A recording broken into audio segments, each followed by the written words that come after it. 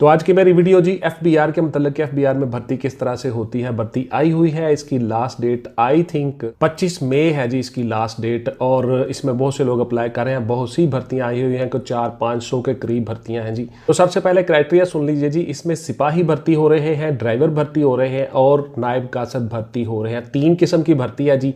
ये कम पढ़े लिखे बच्चों के लिए भर्ती है और बहुत अच्छी जॉब है, बहुत अच्छी तनख्वाह है। इसमें पे अप्रॉक्सीमेटली जो पे है इसमें 80 से 85,000 के करीब पे होगी। एफबीआर वफाकी अदारा है, वफाक के अलाउंसेस भी साथ लगे होते हैं और वैसे भी इसकी तनख्वाह बड़ी अच्छी होती है इन डिपार्टमेंट्स में। तालीम इनकी मैट्रिक है जी, मैट्रिक और इक्वलेंट, उसमें कोई शर्त नहीं है कि कितने % मार्क्स होने चाहिए। I think 2nd class degree होगी इसकी, 2nd डिवीजन होगी मैट्रिक की, 50% अप्रॉक्सीमेटली मार्क्स होंगे, लेकिन डिफाइन नहीं है ऐड में। गर्ल्स और मेल दोनों हिस्सा ले सकते हैं। मेल के लिए इसका कद जो है वो 5 फीट 6 इंच है, गौर से सुन ले, और लड़कियों के लिए इसका कद है 5 फीट 4 इंच।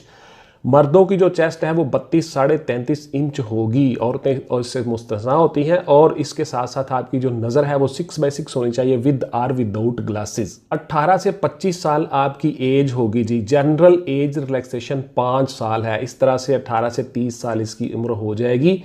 और उसके साथ साथ जो साबका फौजी हैं उनकी जो है सर्विस के लिहाज से 55 ईयर्स तक वो अप्लाई कर सकते हैं। इसके साथ साथ जो हमारे डिसेबल पर्सन होते हैं या स्पेशल पर्सन होते हैं उनके लिए 10 साल तक एज की रियायत है। और जो हमारे डिफाइंड रूरल एरियाज़ हैं, सिंध रूरल है, अर्बन है, फाटा है, बलूचिस्तान है, GB Gilgit Baltistan, AJK Azad Jammu and Kashmir के मखसूस इलाके जो डिफाइंड है शेड्यूल्ड के मुताबिक, उन सब में 3 साल की मजीद एज की रिलैक्सेशन एज की रियायत है। डॉक्यूमेंटेशन आपकी सारी की सारी वही तलीमी असनाद, डोमिसाइल, CNIC, हर चीज़ साथ आप लगाओगे, 4 अदद पासपोर्ट तस्वीर लगाओगे और इस्लामाबाद में इनके गिवन एड्रेस पे अप्लाई कर दोगे। www.fbr.gov.pk इस वेबसाइट्स के ऊपर जाके आप फॉर्म डाउनलोड करेंगे और उस फॉर्म को फिल करके ऑनलाइन अप्लाई करेंगे।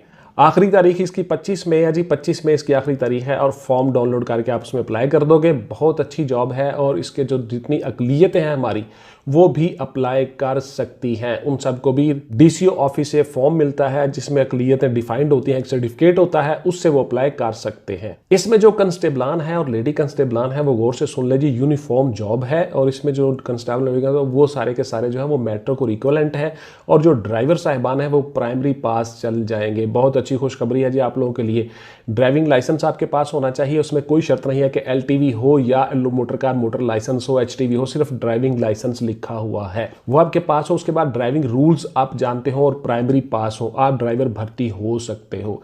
और नायब कासद जो है वो भी प्राइमरी पास है, वो भी भर्ती हो सकते हैं प्राइमरी पास। 10% कोटा इसमें औरतों के लिए मखसूस है जी, जनरल कोटा अलग से है और 10% औरतों के लिए मखसूस है। अकलियतों के लिए यानी माइनॉरिटीज़ के लिए 5% अलग से कोटा भी है और जनरल में भी अप्लाई कर सकते हैं। इसी तरह से जो स्पेशल पर्सन है, डिसेबल पर्सन है, उनका 2% कोटा है और वो नायब कासद के लिए भर्ती हो सकते हैं। FBR में फेडरल बोर्ड ऑफ रेवेन्यू, इसमें आके आप अप्लाई करके भर्ती हो सकते हो। बहुत अच्छी जॉब है, इज्जत और ऑनर वाली जॉब है। वफाकी इदारा है, फेडरल सतह पे, वफाकी सतह पे आप पूरे पाकिस्तान से अप्लाई कर सकते हो। इसमें हर ज़िले के लिए डिफाइंड सीटें हैं, 470 के करीब सीट्स हैं जी। और इसमें हर ज़िले की सीट्स हैं, हर डिस्ट्रिक्ट का डोमिसाइल है। जिस डोमिसाइल पे आप अप्लाई करोगे उसी डोमिसाइल के मुताबिक आपकी पोस्टिंग दी जाएगी, आपको उसी ज़िले में तैनात किया जाएगा।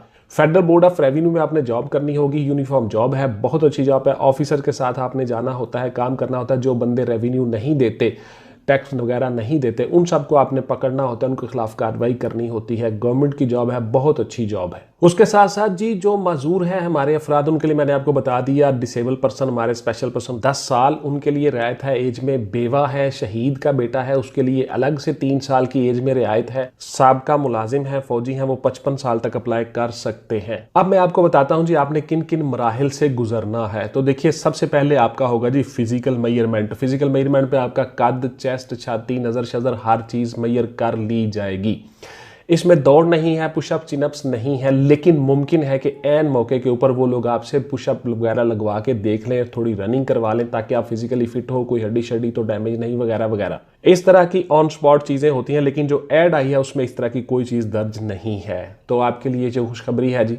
उसके बाद आपका होगा जी रिटन टेस्ट। रिटन टेस्ट में तहरीरी इम्तहान में आपने कामयाब होना है, फिर आपने अगले मरहले में चले जाना है। तहरीरी इम्तहान में मैं आपको एक सादा सा फार्मूला बता देता होता हूँ कि आप लोगों ने 50% आपकी एकेडमिक क्वालिफिकेशन यानी आपने जो कुछ पढ़ा हुआ है मैट्रिक तक, फिजिक्स, केमिस्ट्री, बायो साइंस या जनरल नॉलेज है। साथ साथ आपने अगर आर्ट्स के सब्जेक्ट रखे हुए हैं, वो आर्ट्स वाले सब्जेक्ट हैं सारे के सारे, उसके बाद इंग्लिश है, उर्दू है, इस्लामिक स्टडीज़ है, इन सब के जो है 50% क्वेश्चन आते होते हैं और 50% क्वेश्चंस आपके जनरल नॉलेज या मालूमाते आमा के आएंगे, जिसमें करंट इश्यूज, करंट अफेयर भी शामिल हैं। उसके बाद जी आपका होगा इंटरव्यू। इंटरव्यू के ऊपर मेरी बहुत सी वीडियोस पड़ी हुई हैं, आप लोग गौर से देख सकते हैं, चैनल पे बहुत ज़्यादा वीडियोस पड़ी हुई हैं। सिंपल सा फार्मूला इंटरव्यू का ये है कि आप लोगों ने उसमें अपनी ज़ात के बारे में, अपनी फैमिली के बारे में बताना होता है। उसके साथ साथ फिर आपको पूछा जाता है आपकी हॉबीज़, आपकी तालीम, एजुकेशन, और उसके साथ साथ आपने कहाँ कहाँ से क्या क्या कोर्सेज वगैरह किए हुए हैं। आखिर पे आपको उस जॉब के मुतल्लिक और फिर उसके बाद आपका जनरल नॉलेज के कुछ सवाल कर लिए जाते हैं कि आपको हाउ नो है अपने मुतल्लिक, मुल्क के मुतल्लिक और इंटरनेशनल लेवल पे आप जानते हो, वेल अवेयर हो।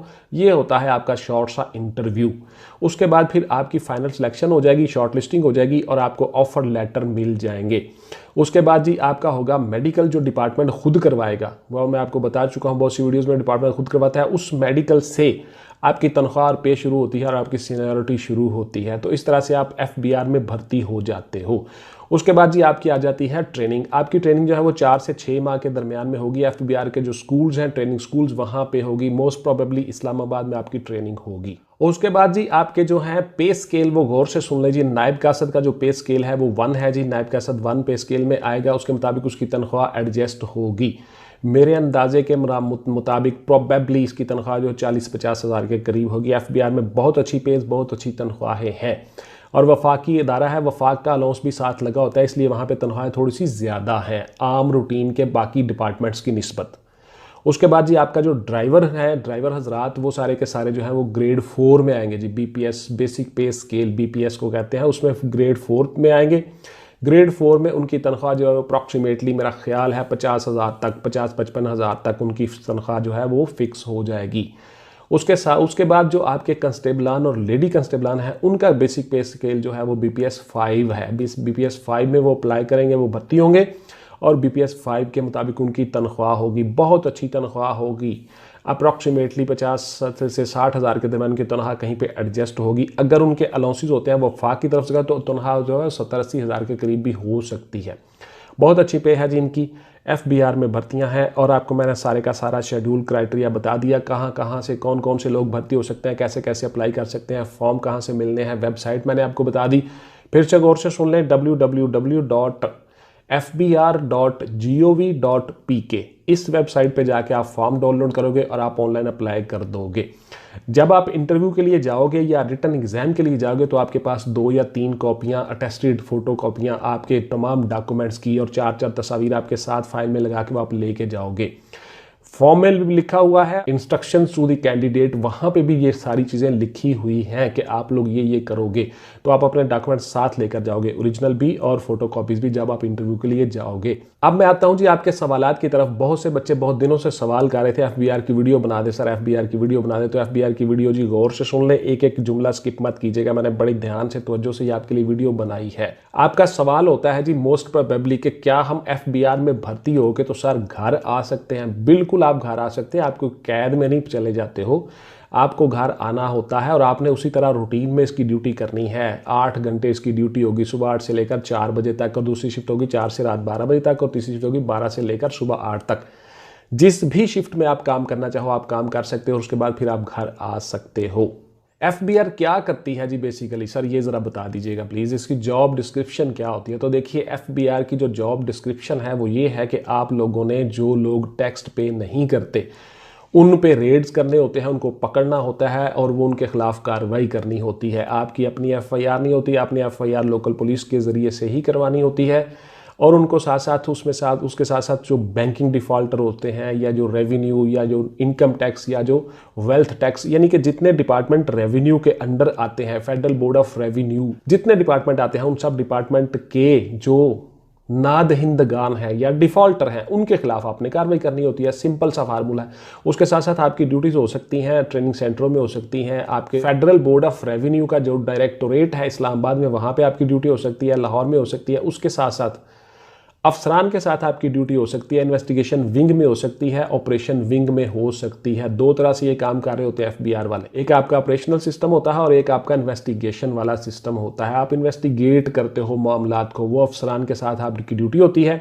उसके साथ साथ और बहुत सी डिफरेंट ड्यूटीज़ आपकी हो सकती हैं। As a constable, as a driver, as a नायब कासद, आपने मुख्तलिफ ऑफिस में अफसरान के साथ काम करना होता है।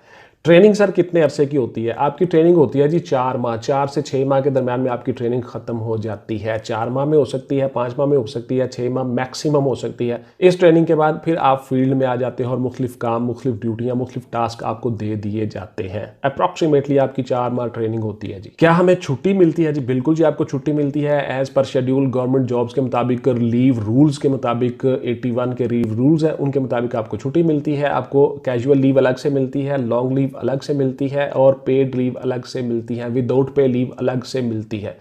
यानी वही तमाम रूल्स और रेगुलेशन हैं जो गवर्नमेंट जॉब के आपको होते हैं और आपको छुट्टी मिलती है जी। इंशाल्लाह ताला मिलते हैं किसी अगली वीडियो में जी। टिल देन टेक केयर, अल्लाह हाफिज़ एंड गुड बाय। पाकिस्तान जिंदाबाद।